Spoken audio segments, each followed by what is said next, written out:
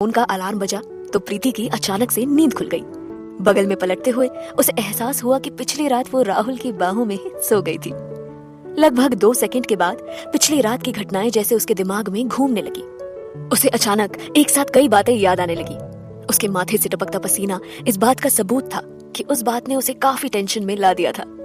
घबराकर उसने राहुल के कंधे से अपना सर अलग किया और अगले ही पल वो बिस्तर से उठी और तेज कदमों से टॉयलेट की तरफ भागी। वो अपने पैरों को कांपता हुआ फील कर पा रही थी।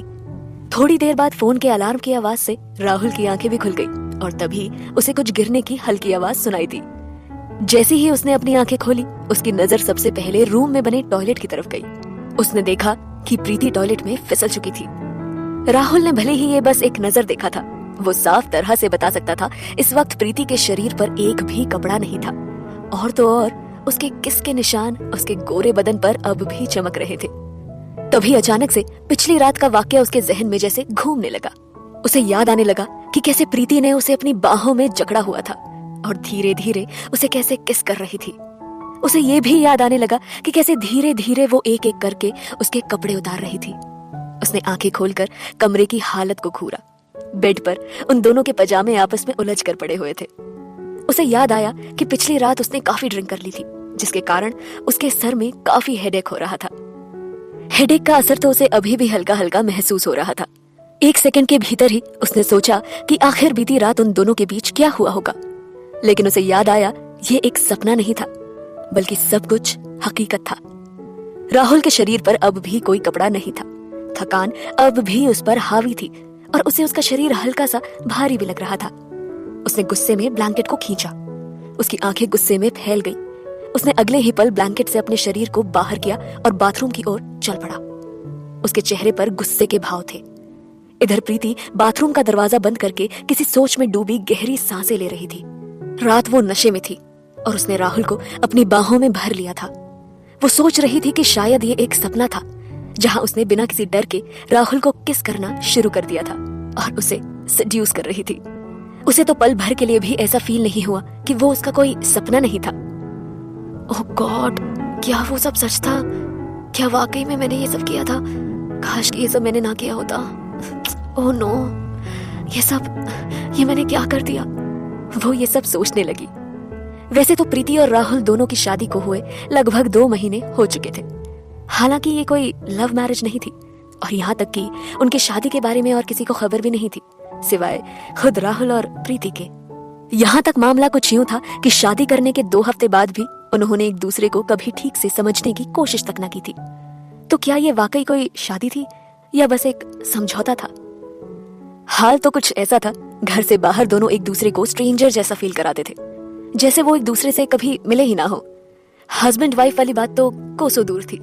लेकिन प्रीति ने कल रात जो कुछ भी राहुल के साथ उसकी मर्जी के बिना किया था, उसका अंजाम क्या होने वाला था, ये सोचकर वो काफी डरी हुई थी। वैसे तो एक मैरिड कपल के बीच ये सब रिलेशन होने एक आम बात है, पर शायद प्रीति और राहुल के लिए नहीं। कल रात हुई गलती से प्रीति को इस बात का डर जरूर था कि राहुल का रिएक्शन इस बारे में बहुत बुरा होने वाला है, क्योंकि उन दोनों की शादी के बीच हुए कुछ कॉन्ट्रैक्ट्स और प्रॉमिसेस को उसने खुद ही ब्रेक कर दिया था। यही सब सोचकर वो डरी हुई थी। वो समझ नहीं पा रही थी कि क्या करे और क्या नहीं, उसे फेस कैसे करे। आखिर वो राहुल को कैसे समझाए कि वो इस रिश्ते का बोझ अब नहीं उठा सकती। और सब कुछ ठीक भी कहाँ था दोनों के बीच, जो वो इस प्यार और छिपी हुई शादी को बचाए रखे। कोई तो वजह होनी ही चाहिए इस रिलेशन को आगे बढ़ाने के लिए, जो उन दोनों के पास थी ही नहीं। ऐसा सोचते हुए काफी देर के बाद प्रीति ने अपने कांपते हाथों से बाथरूम के शावर को चालू किया और फिर जैसे ही वो शावर से गिरते हुए ठंडे पानी से खुद को शांत करने ही वाली थी कि अचानक बाथरूम का दरवाजा खुला। वो एक पल के लिए सहम गई। उसने अपने खुले बदन को अपने दोनों हाथों से छिपाना चाहा। दरवाजे के पास राहुल खड़ा था। वो गुस्से में लग रहा था। वो अचानक बाथरूम में घुस आया। उसने बिना एक पल गवाए प्रीति को घूरा और उसने प्रीति की बाह पकड़कर पीछे की तरफ मोड़ दी। प्रीति चाहकर भी कोई विरोध न कर पाई। वो चुप थी। प्रीति की सांसें तेज हो चली थी। राहुल ने अब तक कुछ नहीं कहा था। एक बार फिर से आगे बढ़कर उसने प्रीति की गर्दन पकड़ ली और उसे पीछे की दीवार की तरफ धकेल दिया। राहुल इस कदर गुस्से में था कि उसे इस बात का एहसास तक नहीं हुआ कि उसकी इस हरकत से प्रीति को दर्द हो रहा था।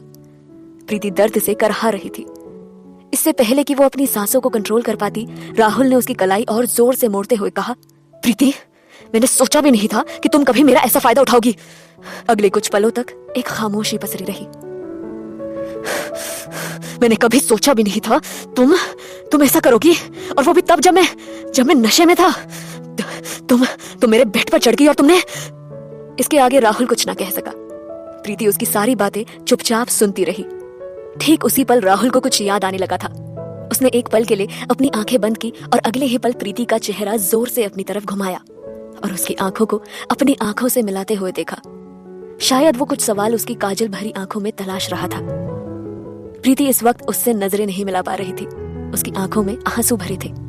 उसे प्रीति की आंखों में घूरते हुए कहा, प्रीति, अगर मुझे अच्छे से याद है तो हमारी शादी की रात तुमने मुझे हमारे बीच किसी भी शारीरिक रिश्ते के लिए मना किया था, और अब बस 2 महीने में ही तुमसे रहा भी नहीं गया। याद है तुम्हें या भूल चुकी हो? प्रीति ने राहुल के किसी सवाल का जवाब नहीं दिया।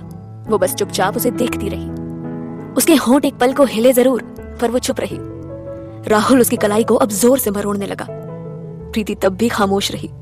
राहुल अब भी उसकी आंखों में जवाब ढूंढता रहा। कुछ देर कमरे में एक खामोशी सी रही। राहुल प्रीति के मासूम से चेहरे को घूरता रहा। उस चेहरे में हमेशा की तरह मासूमियत थी। जाने क्यों एक पल के लिए प्रीति को लगा कि उसके मन की बात राहुल समझने की कोशिश कर रहा है। उसका दिल तेजी से धड़क रहा था। वो अपनी कलाई पर राहुल के दबाव का सामना नहीं कर पा रही थी, पर अब वो करती भी क्या? राहुल ने चुप्पी तोड़ते हुए कहा, या फिर तुम मेरे साथ सोना चाहती थी? हाँ प्रीति, बोलो। प्रीति अब भी खामोश रही। बोलो प्रीति, चुप क्यों हो? कुछ कहती क्यों नहीं? तुम्हारी ये खामोशी मुझे चुभ रही है। पता नहीं क्यों, पर अचानक से प्रीति को ऐसा फील होने लगा कि शायद राहुल उसके मन की बात जान चुका है, पर वो उसे क्या बताती? वो राहुल के सवालों से डरी हुई थी। वो अपनी फीलिंग्स को छुपाने के लिए बहुत कोशिश कर रही थी। अपनी फीलिंग्स को छुपाने की कोशिश करते हुए उसने कहा, राहुल, सच तो ये है, मुझे एक प्यार का नगमा है। टीवी सीरीज में बस एक अच्छे रोल की तलाश है, सो इसलिए मैंने ये सब। राहुल प्रीति की बातें सुनकर काफी देर तक चुप खड़ा रहा। उसे लगा जैसे उसका दिल उसके गले से बाहर निकल आएगा। इधर प्रीति राहुल के चेहरे की तरफ घूरने के लिए काफी स्ट्रगल कर रही थी। उसे घूरते हुए प्रीति ने अपनी बात आगे कही, जैसा कि तुम जानते ही हो, अब मुझे टीवी इंडस्ट्री में आए हुए 1 साल से ऊपर हो चुका है, और आखिर मैंने अब तक ऐसा कौन सा रोल किया है जिसे कोई याद रखेगा? देखो, ये इंडस्ट्री तो तुम्हारे हाथ में है, और मैं जानती हूँ कि तुम्हारा सिर्फ एक रिकमेंडेशन भी मेरे करियर को कहां से कहां पहुंचा देगा। बस इस सीरियल में मुझे एक लीड रोल मिल जाए। प्रीति ने राहुल की आंखों में देखते हुए कहा। राहुल प्रीति की अजीब बातें सुनकर शॉक्ड था। लगभग 10 सेकंड के बाद प्रीति ने अपने लाल होठों को साइड से दबाते हुए आगे कहा, कल रात जो हुआ वो हम दोनों के लिए सही भी था और एक हद तक जरूरी भी था। अब मुझे कम से कम तुम पर इतना ट्रस्ट तो है कि तुम मेरे लिए ये छोटा सा काम जरूर करोगे ना? प्रीति की बातों को सुनकर राहुल ने अपने गुस्से को दबाने की भरपूर कोशिश की। प्रीति की कलाई पर कसे उसके हाथ अब ढीले पड़ने लगे थे। अगले ही पल उसका गुस्सा हंसी में बदल गया। प्रीति, तुम मेरे साथ गेम खेलने की कोशिश कर रही हो, है ना? सही कहा ना मैंने?